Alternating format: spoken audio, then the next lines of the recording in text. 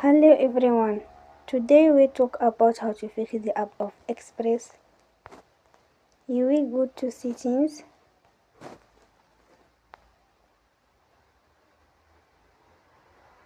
then you click on apps. After that you search the app Express.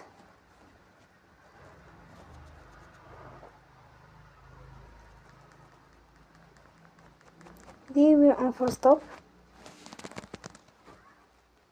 After that you will go to storage. Then we click on clear cache.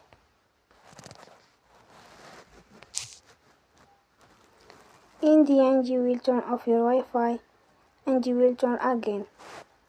Don't forget to support us by like and subscribe. See you next time and thank you for watching.